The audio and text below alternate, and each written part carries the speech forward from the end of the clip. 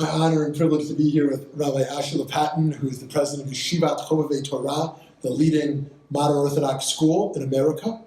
And Rabbi Lopatin has been a teacher and mentor of mine for many, many years. And it's wonderful to have the opportunity to talk with you. Thank you. But I want to say that I am inspired by you, and I've been inspired by you over the years as well. So mutual. Maybe to start, what are some of the most pressing issues facing modern Orthodoxy today? I think modern Orthodoxy, in some ways, it's uniquely able to deal with these issues, but it is struggling with women and inclusion of women in services and in leadership. It's struggling with Zionism. What does Zionism now mean? It struggles with the intermarriage issue, which maybe 30 years was not such an issue for Orthodoxy, but as a former rabbi, I saw it a lot.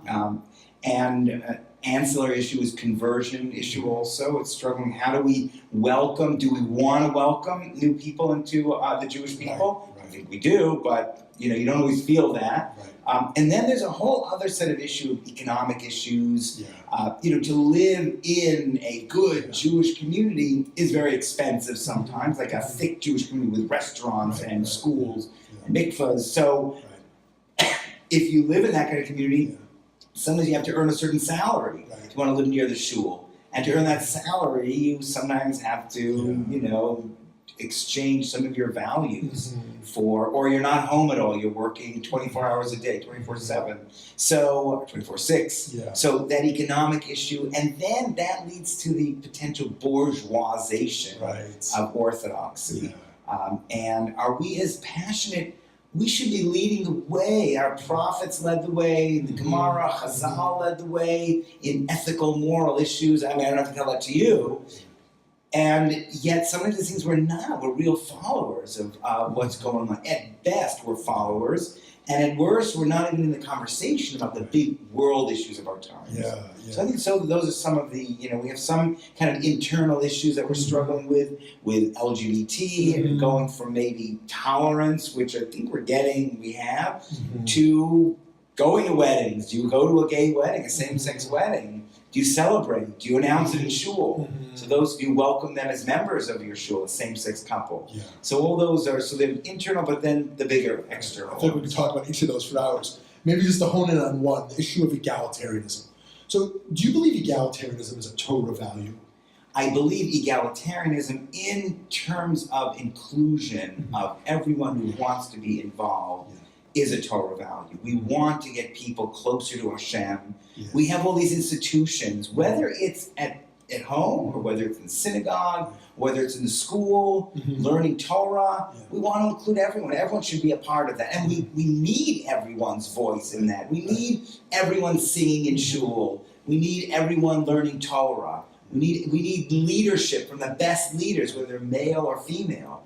And so I think the value is really our Yiddishkeit itself, that we need to use these resources. And so what I would say is the lack of anti-egalitarianism or excluding women from things that they should not be excluded from, that's against our Jewish very nice. Okay.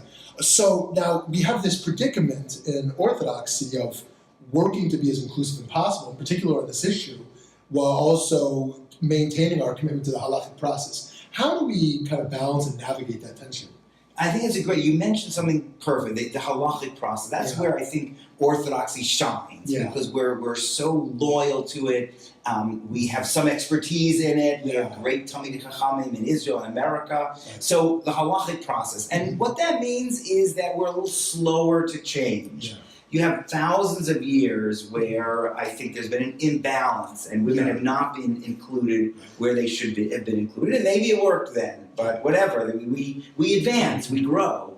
And so now when change is necessary, again, for Jewish values, because we need people to be our Torah leaders and spiritual leaders. So Orthodoxy is working on it, but it's slow. It's a slow method. I think the key thing is, are we really pushing ourselves to use halakha, to follow halakha, to understand how we can maximally include everyone who needs to be included? So do you believe within the halakhic system and process, there's ultimately the sources and process in place to eventually get to a type of full egalitarianism? So I'll give you two answers. One answer is, in my kishkas, I believe it. And I've seen it with women learning Torah more. Whatever, 100 years ago, it was like, they can't, it's usher. Right. And you look at the Mishnah, and you look at the Rambam, and it's usher, and now suddenly it's okay.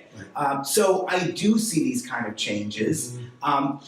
But I want to have the caveat there, because I believe in Torah and the halacha, and I have emunah chachamim, I have faith in the system. Right. I might be wrong. Maybe men and women have very different roles. Maybe a woman should not be a rabbi. Yeah. Maybe a woman should not be learning Torah. Maybe all these things. I don't think so, but I will defer to the halacha as long as we have the real halachic process. Right. So I'm not just going to assume it because in our culture women don't do this, or women, I need to follow halacha and search. My kishkas tell me we're going to get to a much more egalitarian place. But at least we struggle with it. Right. So that's beautiful. So what you're saying is we should really kind of agitate or productively in a holy way, guide with the Kedusha, if you will, to kind of maximize inclusivity, but have the humility to say, we don't know which derech is ultimately the perfect one, and we should continue to feel this loyalty of what sustained the Jewish people for thousands of years. Exactly. So do you yourself daven at an egalitarian type of shul? So we don't daven, my Rachel and our family don't daven in a fully egalitarian shul. Within Orthodoxy, you have partnership, which is sort of, I guess, on the fringes of Orthodoxy, but in there. So once a month we go to a partnership meeting. What does that mean, partnership? So that means women get aliyot, they read Torah, and they lead Psukei de Zimra. They don't do what at least partnership people think is Dvarim Shebikdusha. Yeah. I actually think that's a myth, that they absolutely can do Dvarim Shebikdusha. So I would push to be much more egalitarian, but we go to Shachar. Right. That's what the community can accept now. And then on off weeks also we go to a minyan that's led by Rav Dina Naiman, who has smicha. Mm-hmm. It's fully Orthodox. The women put the Torah back, they carry the Torah around, and they say Mishaberos, but really the women don't lead any of the davening or the laning.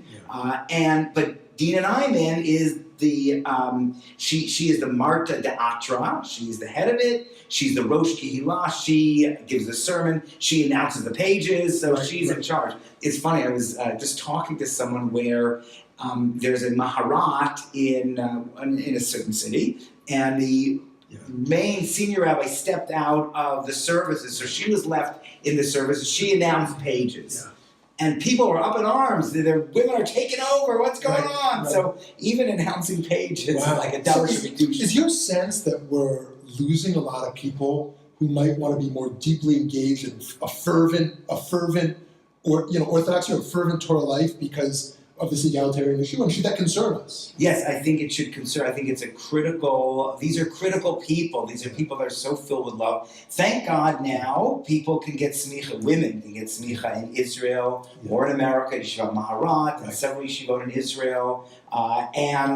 So it's starting to be that people that have this passion for Avodat HaKodesh, women, just like men, can pursue it. And slowly it's happening. It's painfully slow, I believe. And some of that, if people were really examining these issues properly, and like you said, agitating, the Nitziv would say, pilpul, hafochba, if people were really doing that, then okay, I totally accept it needs to move slowly. But I want to make sure, are people really agitating? A lot of times it's really, I think, prejudice or fear.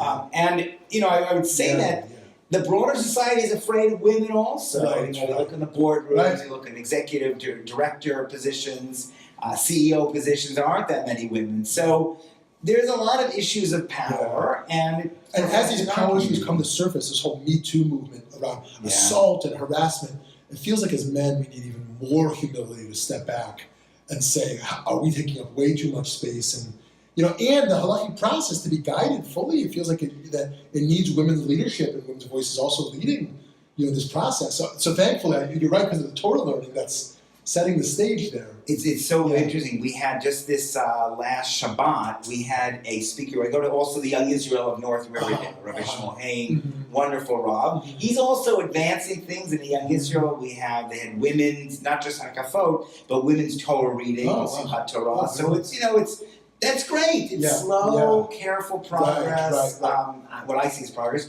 So there was Shmuly Taubes, a teacher at SAR, spoke about because she's a woman and they've been struggling to have children. She had a different read of Sarah Imenu than a man would have had. A man, he would say she's a tzaddikas, or a man would say, Chet Chata Sarah Imenu. Right. So Rav Kook talks about the expansion of the palace of Torah. If we want Torah to flourish, right, we need more voices. We need a voice of someone who carries a baby or who's not blessed to carry a baby. We need that feeling. And I, as a man, we just can't do it. Right. Beautiful. And so I really believe, that part of the emunas of Chamim, but also the emunah of Torah, is that there's an element of Yeridas Adoros, that we're in a state of decline. But even more, there's a notion of moving towards Yemei Mashiach, that we're in a state of progress, and that Torah has to progress. I mean, halakha can be translated as progress. It's moving forward. That is essential to this. And it feels like it's hard to imagine HaKadosh Baruch Hu's plan, which I don't know, but it's hard to imagine that plan is not one that actualizes the dignity of everyone involved. Right. So I wonder, I'm in a similar place where I feel like my belief in Torah means that we have to get to this place. But for some reason in Orthodoxy, feminist is like the worst word, in major segments of Orthodoxy. And I wonder, why has this become the issue that feels like you're firm or you're not? Like, if you support women rabbis or you support women's aliyot, you're really not Orthodox or firm. Why is this one of the primary markers? Why do you think that is? I think it is a wedge issue. And I think within society, just as some of the more liberal movements they're espousing politics of liberalism, which God bless them. I think in the Orthodox movement, there's the politics of the outside world that sees feminism as a threat. The broader world, the non-Jewish world. And so I think that's what we're seeing. I think that's a pernicious influence from the outside world. Because we should, look, you can listen to liberalism, listen to anti-liberalism, listen to all sides. But at the end of the day, we've got to look at the halacha and say, what does it say? What can a woman do? Or what should a woman do? Or what have we seen in the past women have done? And I actually think that, with this Me Too, society is more and more sensitive to terrible things that went on in the past. Abuse, child abuse, genocides that went on. Steven Pinker suggests that there's much less violence in the world today, a psychologist at Harvard, that much less violence today than all in the history of the past. So there's lots of data that says we are moving forward. So I think my last question is, some decades ago when Reform Judaism and Conservative Judaism and other liberal denominations moved towards full egalitarianism, mostly outside of a halakhic process, very quickly. Do you think that helped or hurt where modern Orthodoxy can go here? I mean, in terms, is there any connection, or is it isolated? I do think people say that if Reform and Conservative would not give women aliyah, we'd be giving. Orthodox would be fine with it. So I do think it scared people, and it scared people to think that to be a feminist or to be someone who wants to include women and men more, then you have to do it outside of halakha. And really, I think what modern Orthodoxy has the opportunity of convincing the world is that it's within halakha. Look, within halakha, there's so much flexibility and stuff that we don't know. Let's be humble. We're still learning from Sinai what the halakha is. It takes a long time. And so I think that, yes, I think there's fear. There's a lot of fear. But I think our job as modern Orthodox leaders is to convince people that it's a wonderful world, the world of halakha. It's open to learning, it's open to change. It's not change jettisoning anything, but it's learning and developing and growing. So maybe revolutionaries can't be a part of what we're doing. Those who have a balance of quick change and slow change, have to really kind of be in the leadership of this. But so I think that the real revolution now, I think, is Talmud Torah. I think, like you're saying, that we need to create open, loving, sophisticated environments of Torah learning where people can really understand the depth of all these issues, the depth and the breadth of this, and feel empowered to be a part of the conversation. And you are leading the way on that, pioneering spaces for serious learning and just a deep rootedness in Torah and an expansiveness for us to think and ask big questions. So, I wish you just so much tzlacha and brother. Thank you. Continuing all this work. Thank you. We are so proud of you as a Musmach Chovei Torah, and that's what we're trying to create. More Rav Shmuly Yanklowitz is more innovative people that are agitate, but are so committed to the tradition. Good.